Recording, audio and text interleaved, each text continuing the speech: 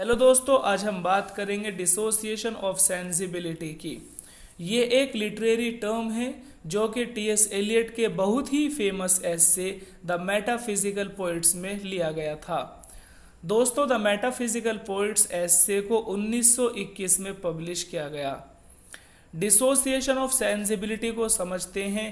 ये उस पोजीशन को कहते हैं जब हमारे थॉट और हमारी फीलिंग आपस में सेपरेट होती हैं, यानी जब फीलिंग और थॉट दोनों अलग अलग काम कर रहे होते हैं, एक दूसरे से सेटिस्फाई नहीं होते, तब हम उसको डिसोसिएशन ऑफ सेंसिबिलिटी कहते हैं।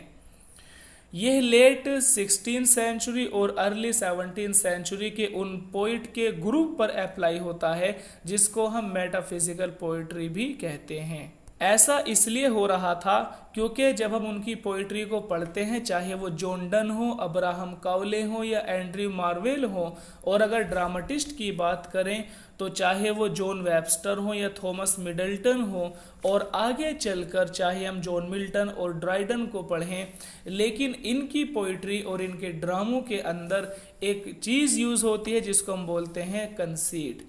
कंसीट यानी पोइट और ड्रामाटिस्ट अपनी बात को समझाने के लिए ऐसी इमेजेस का यूज़ करता है जो कि उसको सेटिस्फाई नहीं कर पाती।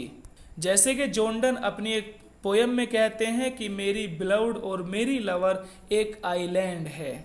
कहीं पर वो बताते हैं कि मेरा और मेरी बिलव्ड का जो प्यार है वो एक फिली यानी एक छोटे से कीड़े की तरह है।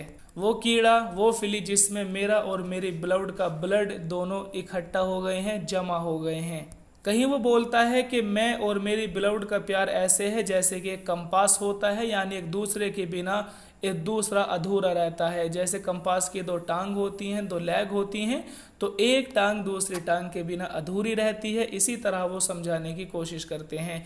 तो कहने का मतलब ये है कि लेट 16th सेंचुरी और अर्ली 17th सेंचुरी में पोइट्स और ड्रामाटिस्ट इस तरह की इमेजेस का, इस तरह की पिक्चर का बहुत ज़्यादा यूज़ कर रहे थे। इन्हीं लोगों के लिए टी.एस. एलियट ने टर्म यूज़ किया है dissociation of sensibility. T S. Eliot बोलते हैं कि इन लोगों की पोइट्री को समझना मुश्किल बहुत ज़्यादा होता है, और इसी के साथ साथ इनकी पोइट्री बहुत ज़्यादा आर्टिफिशियल होती हैं, लेकिन फिर भी हम देखते हैं कि उनमें वो यूनिकनेस है, उनमें जिसको हमने पहले कभी नहीं देखा, यानी वो यूनिकनेस हमने पहले कभी भी नहीं देखी है, और ये अपने आप में बहुत अच्छा है, फंटेस्टिक है।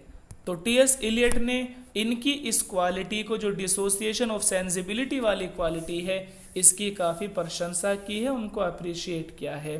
ठीक है दोस्तों, तो आप डिसोसिएशन ऑफ सेंसिबिलिटी को समझ गए होंगे, यानी जब हमारे थॉट और हमारी फीलिंग आपस में एक दूसरे को सेटिस्फाई नहीं करती हैं, हमारी फीलिंग अलग काम करती है और हमारे जो थॉट हैं वो अलग होते हैं बिल्कुल, तो उस पोजीशन को हम डिसोसिएशन ऑफ सेंसिबिलिटी कहते हैं। तो आज के लिए इतना काफ़ी है। सुनने के लिए धन्यवाद। आपका दिन शुभ हो।